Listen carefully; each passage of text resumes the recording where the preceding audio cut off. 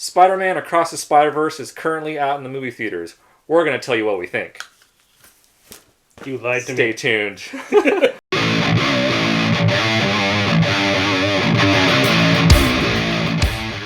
Hey guys, welcome back to Fly By Night Reviews. I'm your host, Kiren And Dom. Today we're going to do a movie review of Across the Spiderverse. We just got out of the theater right now.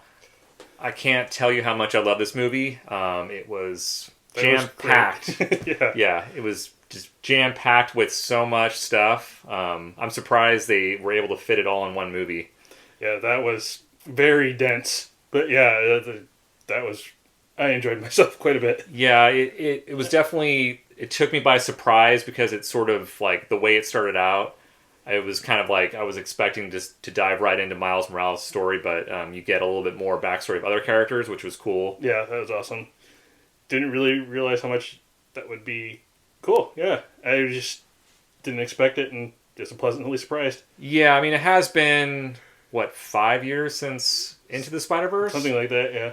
And I don't know if it was a combination of COVID or just, them taking a long time to make it, because, I mean, There's so many animation styles, wouldn't be surprised if that was part of why it took so long. Yeah, I mean, it was just like every scene could have been like framed on your wall. I mean... Yeah, that was, yeah. I think even more... Even the end credits, the end credits, that style was beautiful. Yeah, that was really cool too. But just overall, I was kind of, my only concern before going into it was like, was it going to sort of retread the same movie again and just kind of, but they did a lot different. And then also it being longer too, I think it was 2.5 hours, or was it something like that?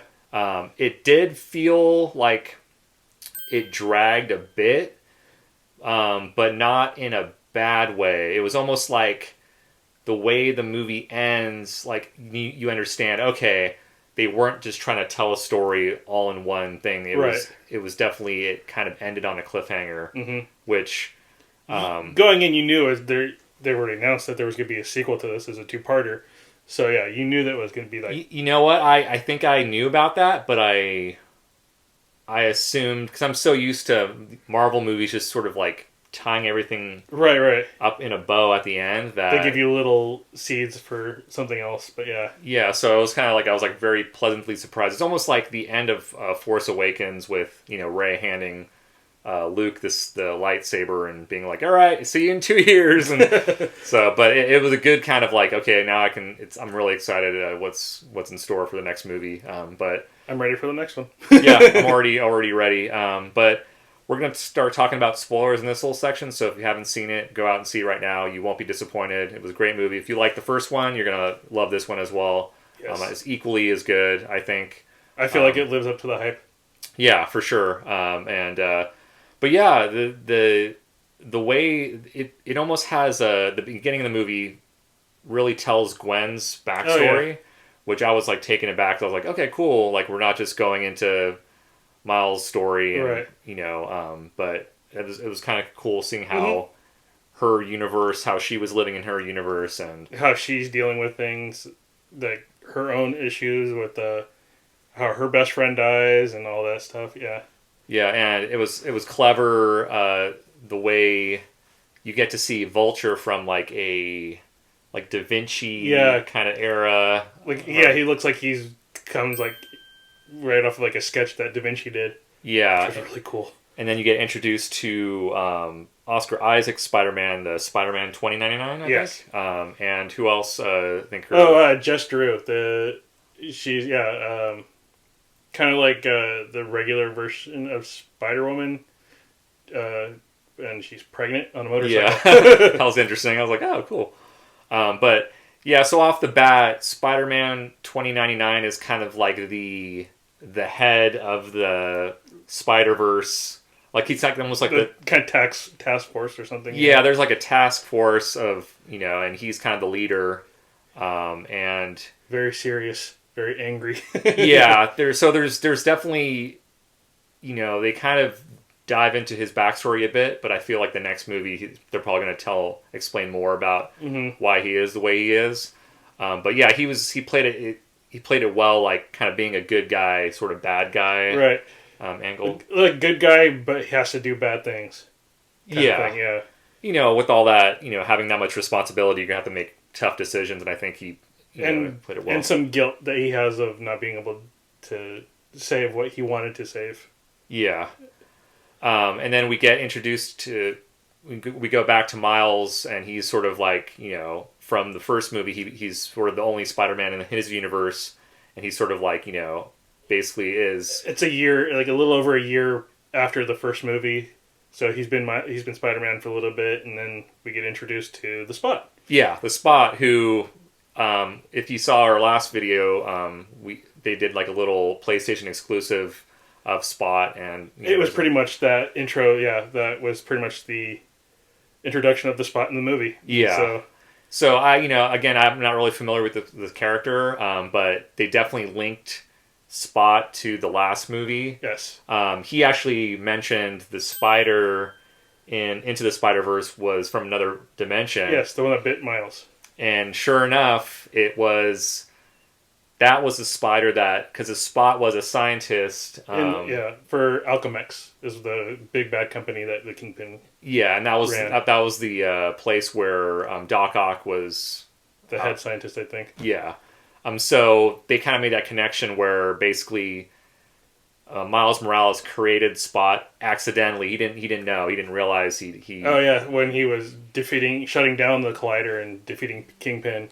Yeah, he was there and. He blames Miles for him becoming the Spot. Yeah, so he basically gets caught in the Collider, and his body sort of changes, and he basically forms these like little spots that are little portals to different multiverses and stuff like that.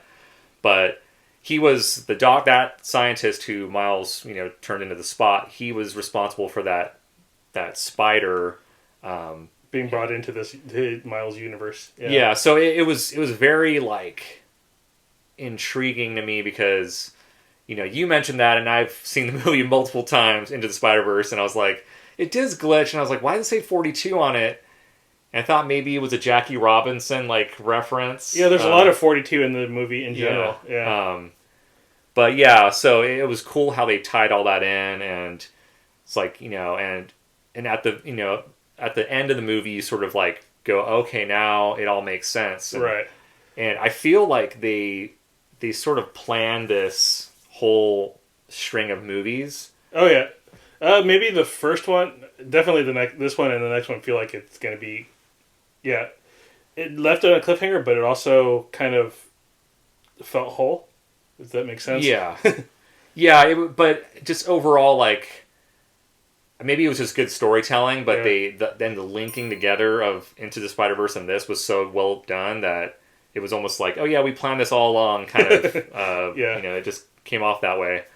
But you get to see all kinds of Spider-Man, like, you know, even you get to what's his name, Glover, Donald Glover from when he was played Miles' uncle in Homecoming. Yeah, you see him in the Prowler outfit, which is cool because obviously that's his uncle, and then you even see little glimpses of Andrew Garfield's Spider-Man, and then Tobey Maguire's Spider-Man, and like kind of off into the side. But yeah, they definitely do highlight Andrew Garfield's Spider-Man. Yeah, and it's cool how it's just like now with the multiverse, they can just pretty much do anything, and everything can make sense, even if it doesn't make sense. Oh yeah. And then we get introduced to Spider-Man India, which I was surprised how much he was in the movie. I actually really liked him. Yeah, and that was really cool. I think the actor's name's like a few letters off from my name too. Oh. I can never remember his name. Like Karan Sony. I just remember him as Dopinder from Deadpool. But yeah, it was. I mean, it was just there was so much in this movie, like so many. God, I could spend probably another half hour just pointing out the Spider-Man variants that I remember. Yeah, I just realized I was like watching the movie and I was like, I think I'm gonna have to watch this again just to kind of like digest everything and kind of take it all in because there's a lot. Yeah, there's a lot to take in, and I'm just super stoked that I know Sony is technically not part of the Marvel universe, but they did kind of link it to it. a little bit, but yeah. But it still has its own like flavor outside of Marvel Studios, which I really like, you know, and I'm hoping from this point on, like Marvel like gets together and just kind of lets directors do what they do best and kind of have unique films that don't have to fit everything, you know, and this is where Sony is shining. Maybe kind of stay away from like trying to push the whole Sinister Six thing that they look like Morbius and all that stuff. Yeah.